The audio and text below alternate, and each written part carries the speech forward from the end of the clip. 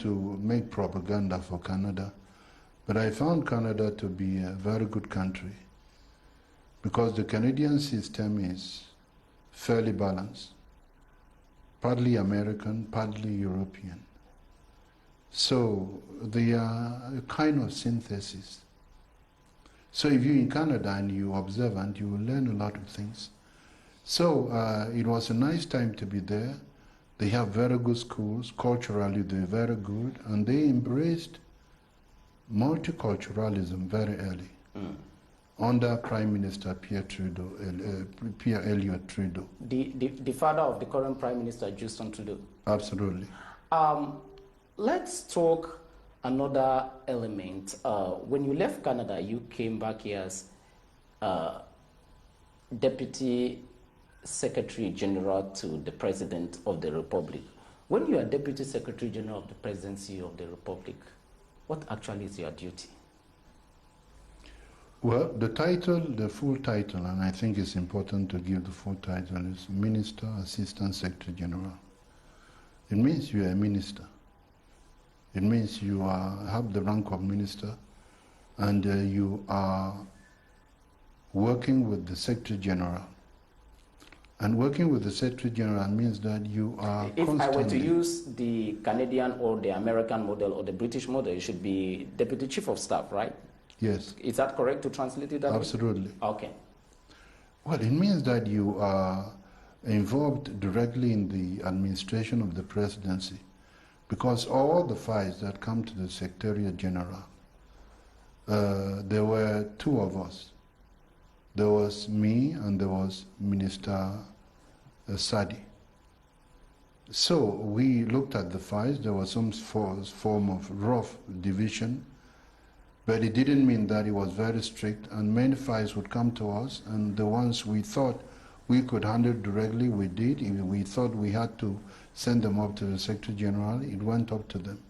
And the notes which would come to us, or the dossiers, the files, if they weren't meant for the President, they would go from us to the Secretary General, then to the President.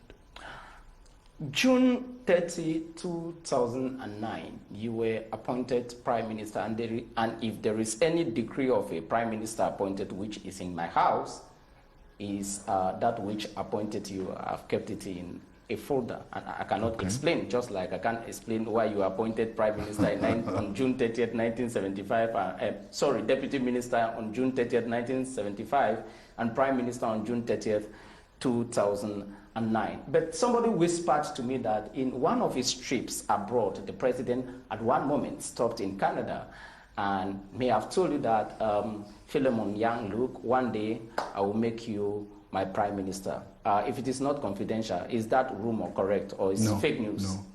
Those meetings were meant for conversations where I would talk to him about my work and he would give me pieces of advice. And if there were questions, he asked me, I would work on them. And he would give me directives. It could be in Canada if he stopped in Uganda Airport, a technical stopover.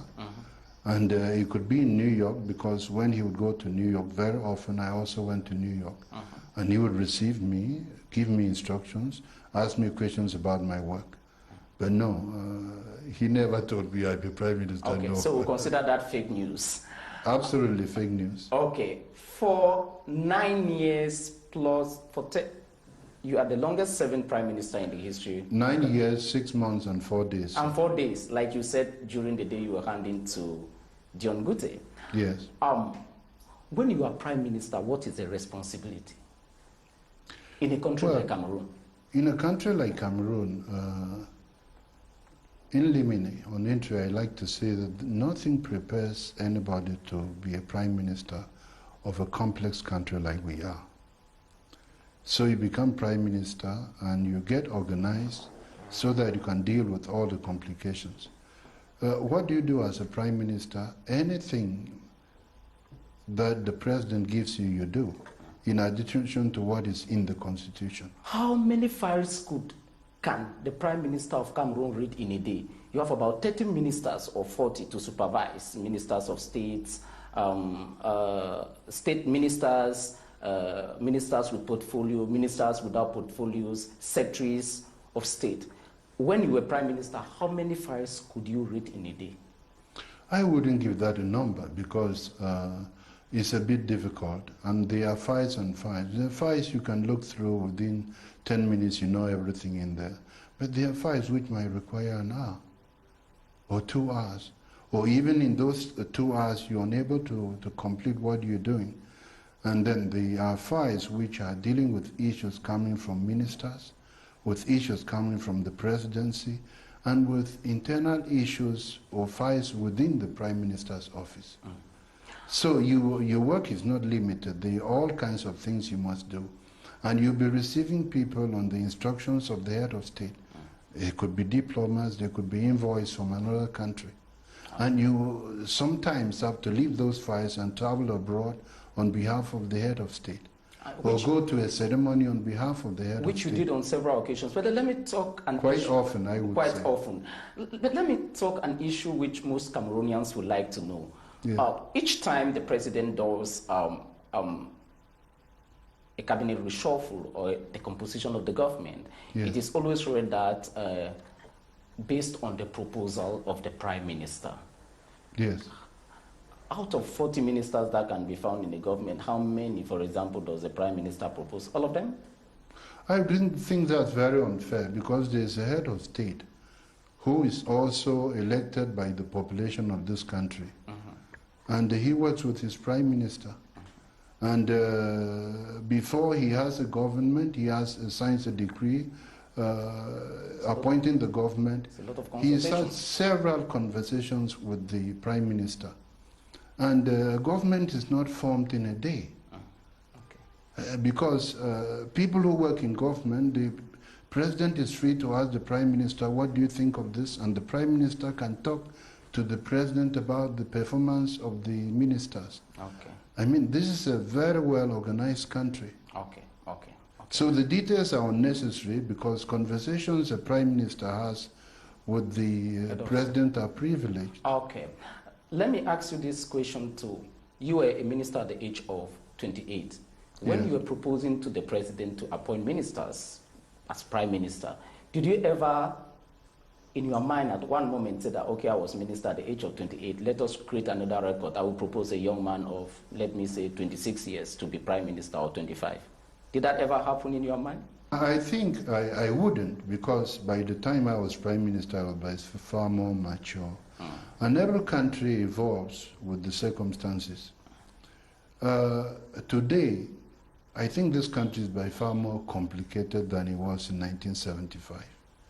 And the issues are by far more complicated. So the idea of just appointing people to make sense or to please young people, I don't think that would be fundamentally a good thing. They should be appointed because they can handle the responsibility and do it well. Competence. And I would tell you, sir, if you're going to look for a surgeon to go into the theater, does the age count? You're looking more for the most experienced surgeon that can bring health to the people who will be taken into the theater. I like your medical analogy. We'll be coming to an end very soon. The last question as Prime Minister. There are so many files you handled, Cameroon, the relaunch of the economy after the structural adjustment program and the heavily indebted poor countries initiative. What was the most difficult file you had to manage as Prime Minister of this country? The start of the troubles in the northwest and southwest regions of the country? There were many difficult files because a young country definitely has issues which are complex. That was one of the files that was difficult. And I understand why it is difficult. Because these are files which have economic issues. People might talk of assimilation, they might talk of marginalization. In there are all kinds of things. But fundamentally, there is almost always an issue of identity. You know, the French Revolution was about many things, but fundamentally about identity. The civil rights movement in the US was fundamentally about identity. There is a time people begin to ask questions like, who am I really? It would happen in a country even if you didn't have bilingualism. It happens in countries which are all homogeneous. It would happen in countries which Like are Sudan heterogeneous. and Absolutely. Somalia.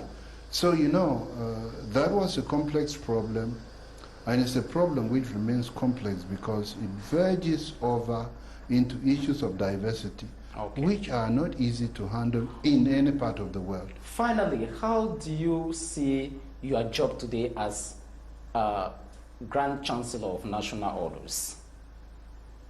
Well, I have been in the job for about a year, and I find it's a very interesting job. It's a responsibility which is very different from all the other ones I've handled before. We came out recently, the council had to sit and make recommendations to the head of state.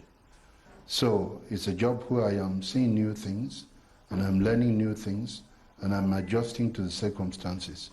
I am very proud of it because I think I will still learn a lot of things there. I'm a learning person who learns. Let me give you one complaint that ordinary Cameroonians give about the Grand Chancellery of National Orders. Some of them think that it should be reformed.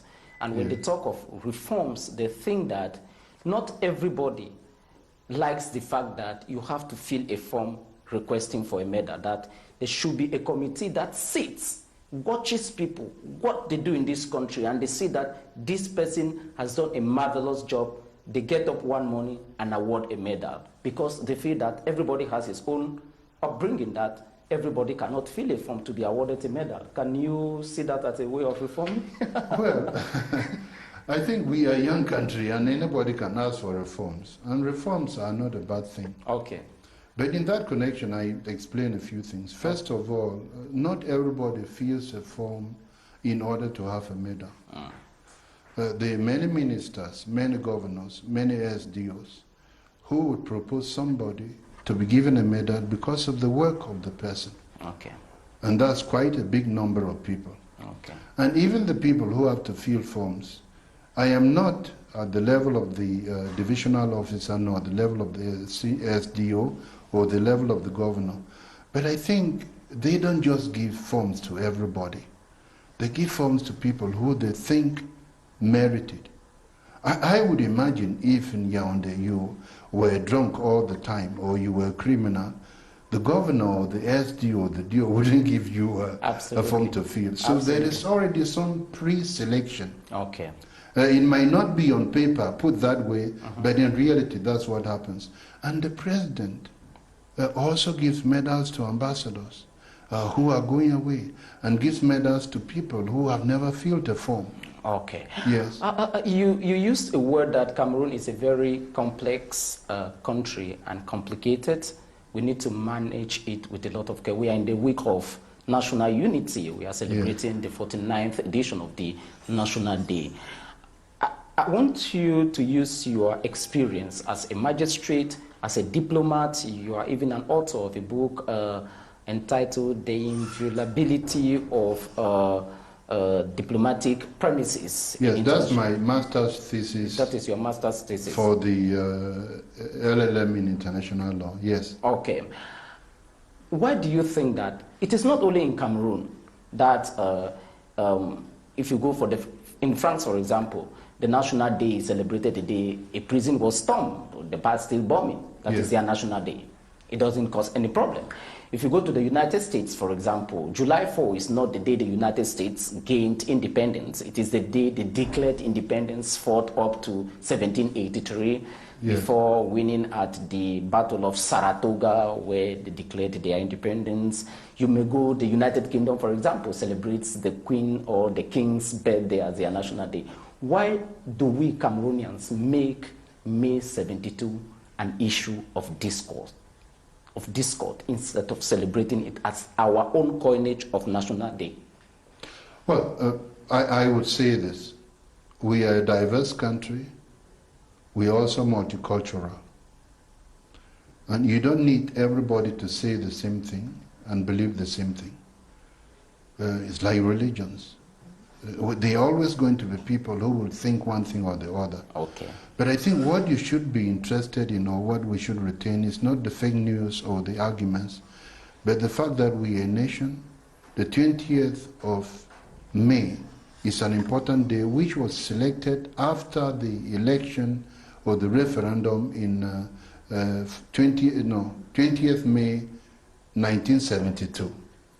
And if we decide to celebrate it, that's a good thing for everybody. Okay. It's not a special day in any way, but it's the day when you stop to remember your country, the importance of your country, and then the ambitions of the country. And in passing, I say, we are a democratic nation. In fact, President Paul Biya said this.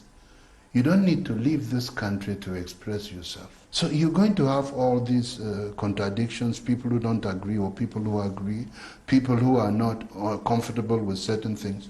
But you will never have everybody agreeing. Go to America, go to Britain, go to France. Thank you, Mr. Prime Minister, and we leave with this. Philemon Yang as a family man, who is he? And what is your best life philosophy? I know that you read a lot, and I didn't want to enter into the subject of reading and books and whatsoever, because we can take 10 years just to discuss your knowledge on books and reading. Philemon Yang as a family man, who is he, and what is your life philosophy? Well, I'm a family man, but my life philosophy is very simple. Spend your time serving all the people you can serve. If in serving these people you do good, that's a wonderful thing. If you don't arrive at doing all the things you want to do, don't be bothered. After you're gone, other people will take over from you. And service to the nation is an important thing, because we all here talking freely because people served this nation before. So for me, service to the nation is important. And then by serving the nation, you also serve yourself, you serve your family, and you serve the people who will come after you, even those who are not yet born.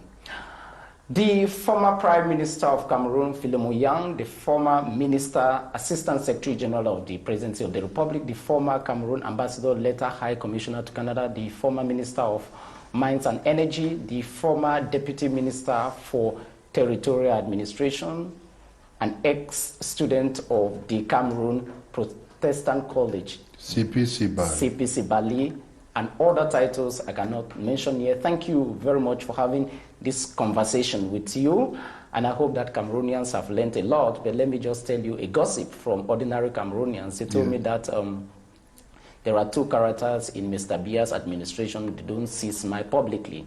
That you have Philemon Yang and Laurent Esso, and I'm sure that today they have seen you smiling and laughing. But I smile when it makes sense. Absolutely, absolutely. Thank you very much, Your Excellency. You, thank you very much for talking to us.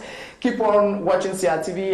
Happy National Day celebration 2021, and always make sure that you respect the barrier measures and gestures against COVID-19 as prescribed by the President of the Republic and implemented by the Prime Minister, Head of Government, Joseph Dion Gute. Have a nice time with programs on CRTV. Thank you, sir. Thank you. Thank you very much, Your Excellency. Thank you very much. Thank you.